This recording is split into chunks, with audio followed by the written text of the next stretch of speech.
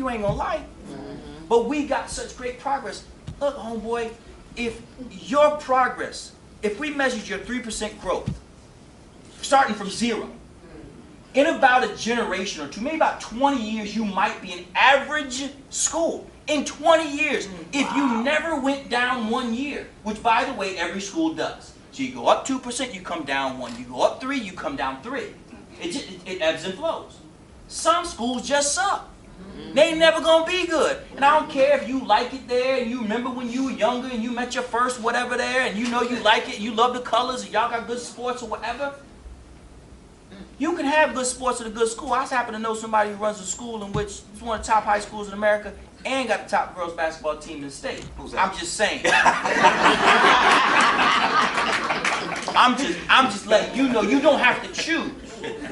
You don't have to choose what it feels like to send your child to a good school. It should not have to be either or. The point that I'm making to you is we can't even begin to have the conversation about what's going on with our boys until we have a conversation about the fact that you can throw a rock and find schools in Hartford and New Haven that y'all just need to shut down. End of the story. Ain't nothing to discuss. And you can have the conversation around, well, you know, charters and private and man, stop letting them play you like that. The only people saying that are unions. And it's because if you do shut down that school, you will fire some of the people who are paying dues to their organization. It's just that simple. You can't say you 4 kids and you send kids to a school that isn't a school.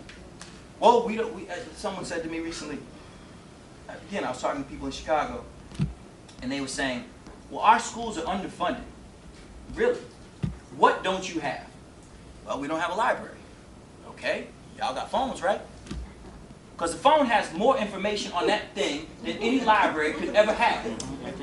So show me what you can't do, and I'll show you where you can. And I said to them, all I know is for the first 5 years of our school, we didn't have a library either. We didn't have science labs, nothing. Nothing. All you have are good teachers who come to work. That's all you need. All the other stuff is fluff. Now we got smart boards. Some of the teachers don't even know how to cut them on.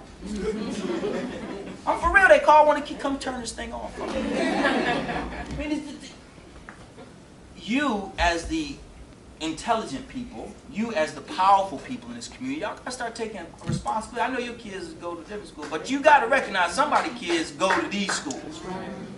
And I don't know if you realize this, but it matters not that they're not your biological children, they're yours. Because your house is not worth as much because these schools are there. I drive every time I come to New Haven, I see these beautiful homes. I'm thinking, wow, wouldn't it be nice to live? No, not really. Not really, because then I got to pay to send my kids to another school. That's right. You act like I'm the only one of you who looked at these big, beautiful, like, wow, this is really, where am I going to send my kids to school? I'm not going to be an irresponsible parent and send my child to a failed school. Well, I'm telling you, you have a failed school system. Superintendent and mayor have been here the entire life of every child in the school. They could be good dudes, kind of people you want to have over to hang out with, personable, everything. Effective? No. Absolutely not. Absolutely not. I don't care if they win another election for the rest of this. I don't care. I care about kids. And if you care about kids, you can't keep sending these kids to these schools and then wonder why they act the way they act. They're not learning. Even the 52% that do graduate, the overwhelming majority of them can't read at all. At all.